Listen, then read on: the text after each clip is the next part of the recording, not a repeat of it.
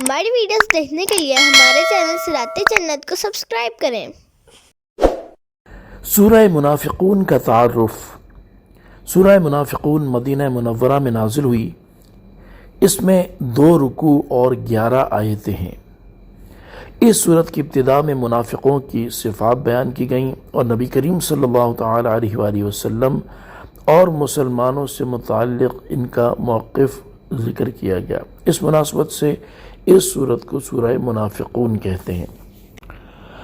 اس سورت کا مرکزی مضمون یہ ہے کہ اس میں منافقوں کے نفاق کو ظاہر کیا گیا اور ان کے بارے میں بتایا گیا کہ منافق جھوٹ بولتے اور جھوٹی قسمیں کھاتے ہیں۔ نیز اس سورت میں یہ مضامین بیان کیے گئے ہیں۔ نمبر 1، اس سورت کی ابتدا میں بتایا گیا کہ منافق اپنے دلی عقیدے میں ضرور جھوٹے ہیں اور اپنی جان بچانے کے لیے انہوں نے اپنی قسموں کو ڈھال بنا لیا ہے، اور زبان سے ایمان لانے اور دل سے کفر کرنے کی وجہ سے اللہ تعالیٰ نے ان کے دلوں پر مہر لگا دی ہے، جس کی وجہ سے وہ ایمان کی حقیقت کو سمجھ ہی نہیں سکتے۔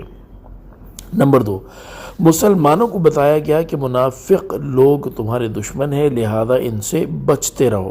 نمبر 3، یہ بتایا گیا کہ منافقوں کا یہ گمان باطل ہے کہ وہ مدینہ منورہ پہنچ کر مسلمانوں اور ان کے آقا و مولا محمد مصطفیٰ صلی اللہ تعالی علیہ وآلہ وسلم کو مدینہ منورہ سے نکال دیں گے۔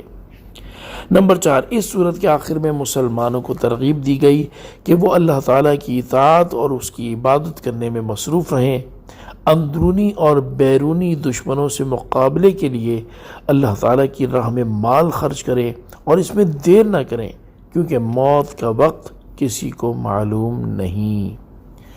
صلو علی الحبیب صلی اللہ تعالی علی محمد صلی اللہ تعالی علیہ وآلہ وسلم۔